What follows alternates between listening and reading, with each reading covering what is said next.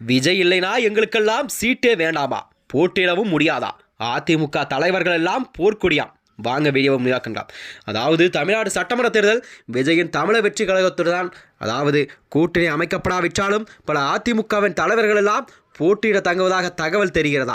ஏனென்றால் பெரிய கூட்டணி எல்லாம் இல்லாமல் நாங்கள் போட்டியிட ரெடியாக இல்லை என்று பலர் எடப்பாடிக்கு தகவல் அனுப்பப்படுவதாக செய்திகளும் அரசியல் வட்டாரத்தில் பேசப்படுகிறதா. அதாவது கட்சியின் உள்வட்டாரங்கள் தெரிவிக்கும் தகவலின்படிதான் தமிழக வெற்றி கழகமானது போன்ற ஒரு முக்கிய கூட்டாளி இல்லாமல் அதிமுக கண்டிப்பாக வெற்றி வாய்ப்புகள் மிகவும் குறைவாகத்தான் இருக்கும் வரை என்று 2026 சட்டமன்ற தேர்தல் என்று மாவட்ட அளவிலான மற்றும் தங்களுடைய கருத்துக்களை அதிமுக தலைமையகத்தில் செய்திகளை தெரிவிக்கின்றார்களாம்.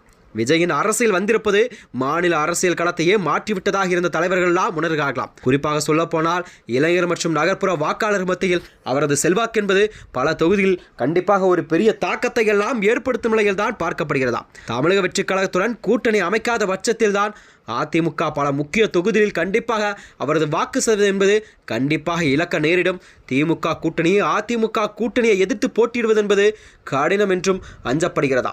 இதற்கு தாவேதான் முழுமையான காரணம் என்றும் பேசப்படுகிறதா. அதாவது வெற்றி வாய்ப்பு குறைவாக இருக்கும் பொழுதே தேர்தல் பிரச்சாரங்களுக்கும் பெரும் தொகையை செலவிடுவதிலும் சில உள்ளூர் நிர்வாகிகள் கவலையை தெரிவித்திருக்கலாம். வெற்றிக்கு தெளிவான பாதை என்பது இல்லாத போது நேரத்தையும் பணத்தையும் முதலீடு செய்வது என்பது வீண் என்று அவர்கள் கூறுகிறார்களாம். விஜயின் வருகையால் கண்டிப்பாக இந்த தாக்கத்தை எல்லாம் அதிமுக கண்டிப்பாக தாக்கு பிடிக்குமா என்ற நிலையில் தான் பார்க்கப்படுகிறதா.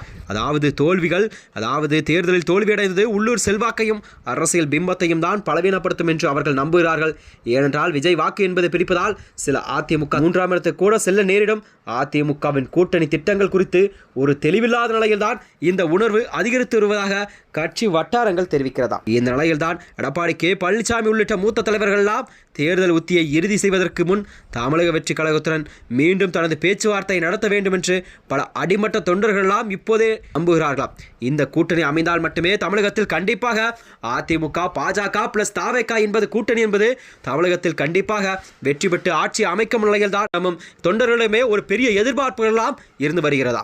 அதிமுக தமிழக வெற்றி கழகம் மற்றும் பிற கட்சிகளிடையான அரசியல் சமன்பாடு என்பது தமிழ்நாட்டின் எதிர்க்கட்சி அரசியலை தீர்மானிக்கும். இதனால்தான் விஜயின் முடிவு என்னவென்றால் தமிழக வெற்றி கழகம் 2026 சட்டசபை தேர்தலை தனியாகத்தான் எதிர்கொள்ளும், தனியாக கூட்டணி அமைத்து சந்திக்க முடிவு செய்துள்ளதாம்.